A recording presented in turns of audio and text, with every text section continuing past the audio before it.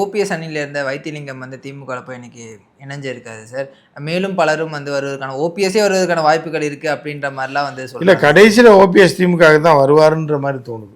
ஏன் sir option அவர் ஆமாம், அவரை இவ்வளோ தூரம் இழிவுபடுத்தி கேவலப்படுத்தி ஏடிஎம்கே கூட்டணியில் கூட சேர்க்கலை, தினகரனை சேர்க்குறாங்க, அவரை சேர்க்கலைன்றதும், தினகரன் வந்து இவர் கூடயே இருந்துட்டு கடைசி நேரத்தில் கைவிட்டாருன்றதும், இதெல்லாம் வந்து ஓபிஎஸ்க்கு மிகப்பெரிய ஒரு மன உளைச்சலையும் நெருக்கடியும் கொடுத்துரும். ஸோ அவர் அதனால் சரி டிஎம்கேல சேர்றது நல்லதுன்னு சொல்லி இப்போ சேர்றதுக்கான வாய்ப்புகள் அதிகமாக இருக்குது. அவரே சேர்ந்துருவா இல்லை ஒரு கட்சி ஆரம்பித்து அந்த கூட்டணி வேறு மோடி வர்ற அன்னைக்கு கூட சேரலாம். என்டிஏ கூட்டணியில் சார், இல்லை திமுக கூட்டணி? திமுக கூட்டணியில் அது தரல, அது வரையும் தரல அப்படின்னாங்கன்னா திமுக கூட்டணியில் சேர்றதுக்கான வாய்ப்பு இருக்குது.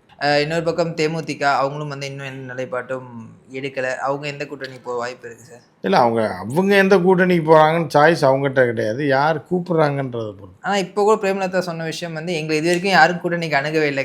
ஆமாம், யாரும் வேணான்றாங்க. அதை வச்சு 3% ஓட்டை வச்சு என்ன பண்ண போகிறோம்? 2% அந்தமாக கேட்குற எம்பி கேட்கும், டெப்டி சிஎம் கேட்கும், இப்போ துணை பிரதமர் கேட்கும், டெல்லியில் சபாநாயகர் கேட்கும், இதெல்லாம் கொடுப்பாங்களா? அது குச்சி மிட்டாயும் குருவி ரொட்டியும் கேட்டால் கொடுத்துருவாங்க, வாங்கி கொடுத்துருவாங்க.